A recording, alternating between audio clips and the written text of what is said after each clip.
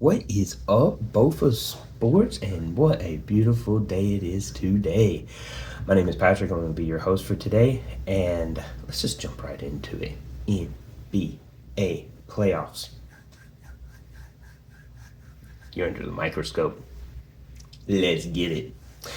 So, earlier in the week, Charles talked about teams that don't need to play with their food. And if you haven't watched his shorty, I'm going to explain it a little bit. Basically, during a closeout situation in a playoffs, whether that's 3-1 or 3-0, you need to close that team out. You need to go ahead, help them pack their bags, and send them home. And stop and don't give them an opportunity to extend the series. Now, with a couple of the teams he was talking about the Knicks, he was talking about the Pacers, and I think he was talking about the Cavaliers at the time, or it might have been the Thunder, one of the two. Either way the case may be, they all handled their business except for the Knicks, and the Knicks ended up having to go back to Detroit and ultimately finishing them off 4-2.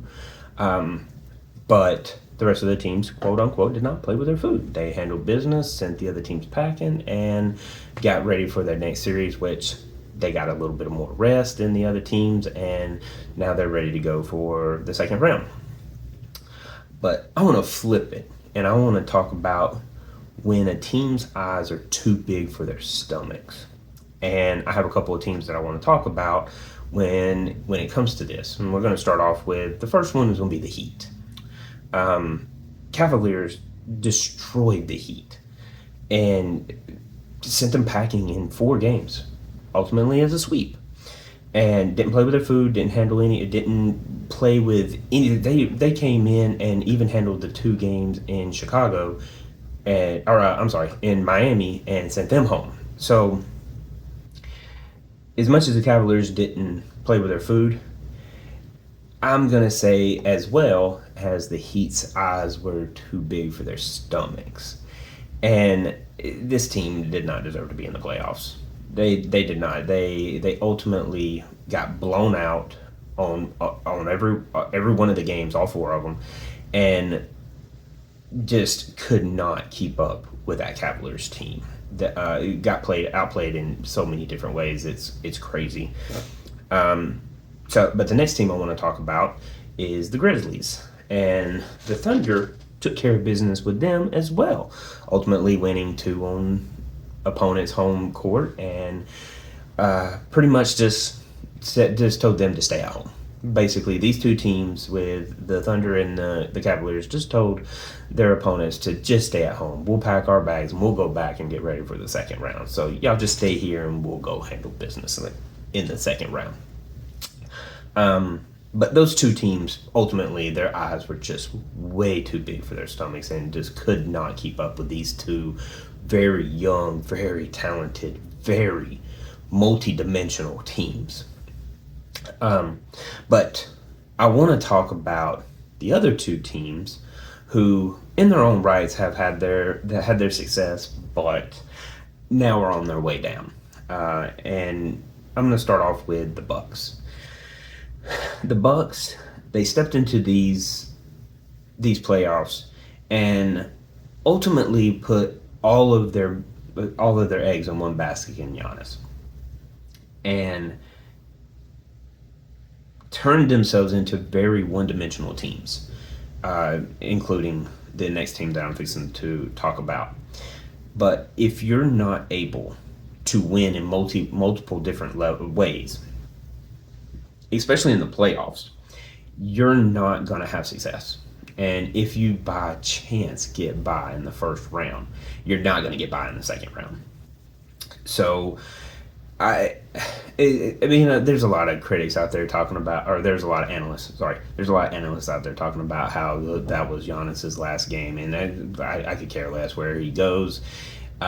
Just hoping the success. He may stay in Milwaukee. I don't know. But that's not for me to determine. What it is for me to talk about is the Bucks are on their way down. And if they don't do something in the offseason, they're going to see themselves slide out of the playoffs next year. And the last team I'm going to talk about, with their eyes being too big for their stomachs, is the Lakers. Lakers made some splashy moves before the trade deadline, acquiring Luka. I couldn't even think of his name. Acquiring Luka, and was thinking that getting rid of their big guy in AD, this was going to help them move forward. Well, ultimately, it proved that it did not. The Timberwolves, they're a talented team. They're a young team. They're talented, and you can see that they're really hungry.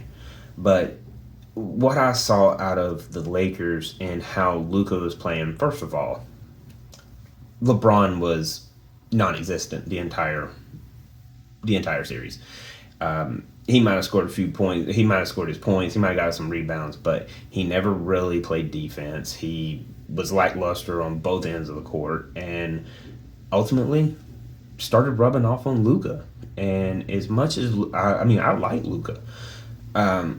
He's a fantastic player, but when you mix him with the wrong crowd, he tends to follow suit a lot. And he did not need to go to LA. He ended up starting to pull his LeBronisms, and just ultimately LA became a crying team that didn't get their way. They ended up losing. So those four teams, I personally feel like they are on their way out. I mean, they have an opportunity in the offseason to pick up some players, move in the right direction, and ultimately could possibly make the playoffs next year. But as it stands right now, the way I see it, I don't even see those four teams making it to the playoffs next season. So I feel those teams' eyes got a little bit bigger than their stomach. But I do want to talk about one team. And this is the team where they didn't play with their food because they were playing the Lakers. They didn't play with their food, and it kind of looks like they're ready to come back for seconds. And I want to talk about the Timberwolves. So this is a little bit of a bonus topic for this shorty. I want to talk about the Timberwolves because with Anthony Edwards, he's hungry. You can see it. And last year, I know a lot of people were comparing him to Michael Jordan. And look, win a couple of championships before you start comparing him to anybody. Or just let him be Anthony Edwards. Don't compare him to anybody. Just let him be Anthony Edwards. But I wanted to bring this team up and say, I can see this team, one that might be one that fills their plate, eats what they need to eat, and then go back for seconds. And you could also say that with the Cavaliers and the Thunder. Now, I haven't really changed my stance. I still think it's Boston's to win. But just look out for those three teams. They seem to be very hungry for a championship. Anyway, that's what I'm breathing on. If you don't mind, hit some comments down there and leave some comments down in the comment box. Give us some feedback. Let us know what we're doing, good, bad, ugly. It don't matter. We love the feedback, and we always respond to the comments. So until next time, see you next week.